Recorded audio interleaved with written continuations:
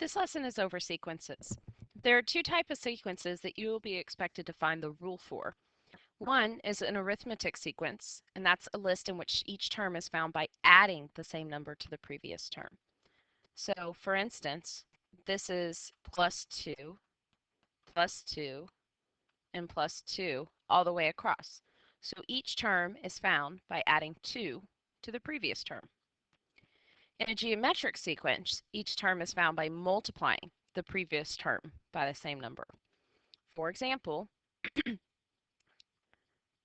5 times 2, 10 times 2, and 20 times 2. So in this case, each term is found by multiplying the previous term by 2. So we're going to describe, which means in words, the relationship between the terms in the sequence below. So from 17 to 23, we are adding 6. So each term is found by adding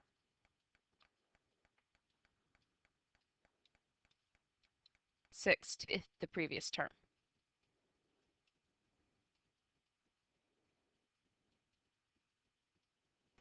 Okay.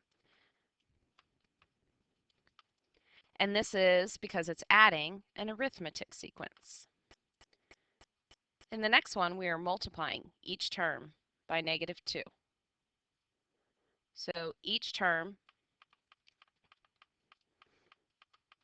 is found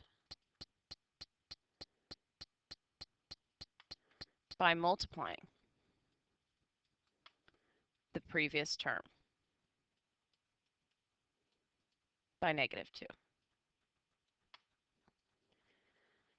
And that is a geometric sequence because we are multiplying. So on this one, we're going up by 12 each time. So I'm going to abbreviate this a little bit and just say adding 12 to each term, which makes it arithmetic.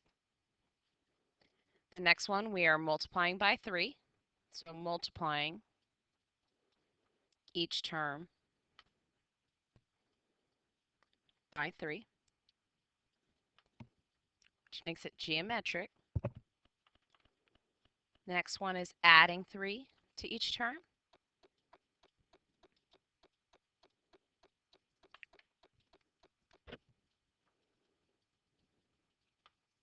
Which makes it arithmetic. And lastly, we are multiplying each term by -1.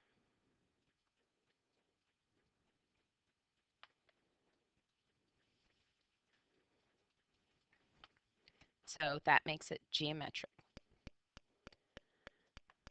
So the next thing that you're going to be expected to do with sequences is to write a rule or an equation for an arithmetic sequence. This rule can be used to call what we find the nth term, or in other words, any term value in that sequence. So, for example, we have the position as 1, 2, 3, 4, and 5. And then the value of the term in that position is 2, 5, 8, 11, and 14. In other words, this can be written as 2, 5, 8, 11, 14. That's your sequence. This is in the first spot, second spot, third spot, and so on. Where it is represented by n. So to figure out the rule, we're going to look for the pattern. The pattern here is that each term is increasing by 3. When we find that value, this is the number that you will multiply n by. Because that tells you, by multiplying 3 by the n represents the position. That tells you how many times it's increased. Because remember, a repeated addition is the same thing as multiplication. So now all we need to do is figure out if anything's added or subtracted to that. So I'm going to plug in 1. Now, 1 again represents where it is in the sequence. What does 1 equal? Well, 2. 3 times 1 is 3. So how do I get to 2? Subtract 1. And then I plug in a couple more just to double check. So 3 times the second position should be 6, but the second position is 5. So how do I get from 6 to 5? Subtract 1. So my rule is 3n minus 1. On the next one, I see that each term is increasing by 10. Remember, the amount that it increases by is what I multiply my variable by. So then I'm going to do 10 times the first position. Okay, 10 times the first position gives me 10, but the chart says that it comes out as an 8. So how do I get from 10 to 8? I subtract 2. 10 times the second position, because again, it's increased twice now, 10 times the second position is 20. So the chart says it should be 18. How do I get from 20 to 18? I've subtracted 2. So this is my rule. This one's just written a little bit different way, but this is still in the first position. So from the first to second position, we are increasing by 2. That's the number gets multiplied by my variable.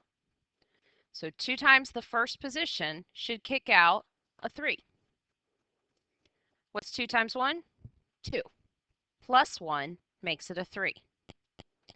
2 times the second position should give me a 5. How do I get from 4 to 5? Plus 1. So 2n plus 1 represents my rule. The reason we come up with a rule is so that if I want to find the 127th term in this sequence, you're not going to want to extend this chart and say 5 is 11, position 6 is 13, and go all the way to 127. So what this allows us to do is take that sequence, plug in the term number, and figure out that value. So that's the purpose of coming up with the rule. So on the next one, we're increasing by 3 every time. So 3n, and I just need to figure out if anything goes there. So 3 times 1, chart says it should be 1. How do you get from 3 to 1? You subtract 2. 3 times 2, chart says it should be 4. So 6 to 4 minus 2 means my expression is 3n minus 2. Okay?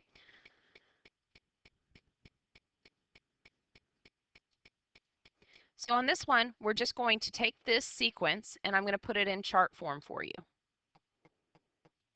because that's the way we've been looking at it so far. So what is happening each time? Well, from negative 20 to negative 18, I'm increasing by 2. So my 5 spot should be negative 12. So what's happening each time? It's increasing by 2. So I'm going to plug in a 1. 2 times 1 is 2. But my first term in my sequence was negative 20. So to get, if you think of a number line, from positive 2 to negative 20, that is subtracting 22 units. 2 times 2 is 4.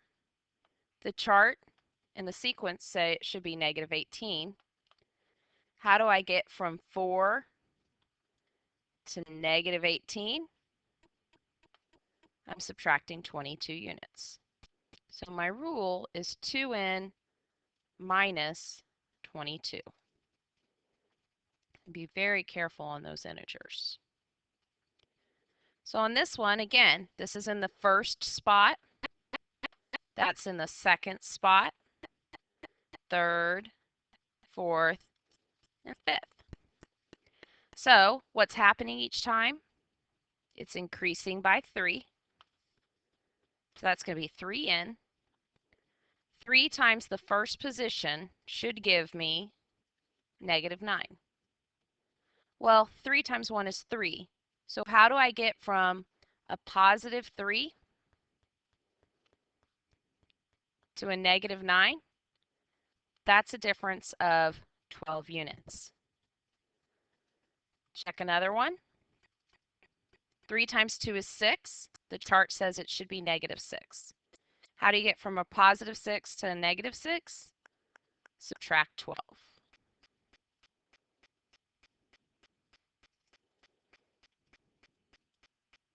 So that's all we have for today. Please complete the sequence homework in the next few pages in your booklet.